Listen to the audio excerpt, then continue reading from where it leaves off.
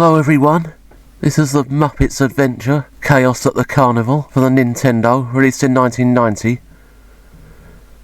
Basically in each level you've got to get to the end and collect the key, so eventually you can confront Dr. Grump and his evil dinosaur or whatever the hell it is. I don't know whether anyone's ever played tubing at the arcades. Basically you had to go down these rapids in a barrel.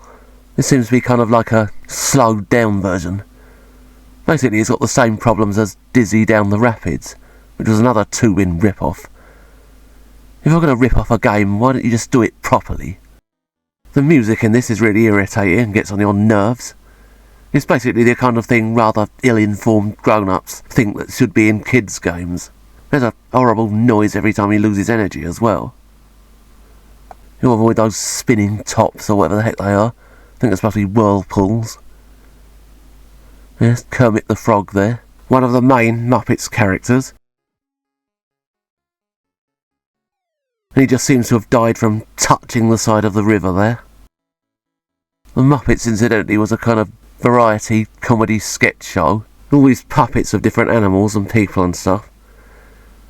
They used to have a guest star every week. There were quite a lot of famous people as well.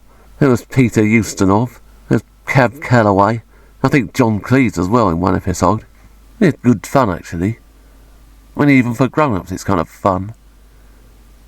The same can't be said about this game. I mean, considering this was 1990, this looks really primitive. There's a periscope there you've got to collect. Or it might be a stick of rock or something. With this game, it's got old pants all the way through it. Avoid, I don't know what the heck that is, a hillbilly on a raft or something. It gets very difficult to avoid these things, to be honest. When you just touch the rock and it loses its energy. I think there are 4 levels in this game. They're all different types of sub-game. And then you've got to face the Grumposaurus and tickle it to death. You know, I think after 4 levels of this, anyone could do with a laugh. Look at this. Who's supposed to get past this without being injured? Got to avoid the rocks like the plague. I think some of the versions on other systems have got different types of game in them. A flickery log there. The top of the screen keeps flickering as well. So that's really good news for anyone who suffers from seizures. And bloody hell knows how you're supposed to get past this.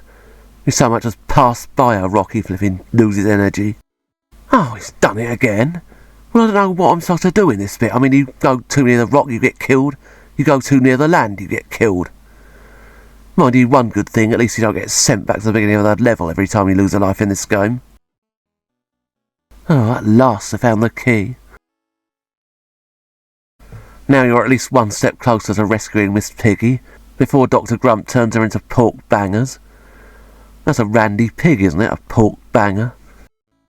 I don't know quite what you're supposed to do in this. I think you just got to collect the flags. No idea which character that is from the Muppets.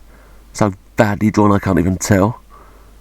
Looks like some sort of flipping demon or something. Oh, this stupid car is really difficult to control. What a nuisance. Those are bombs.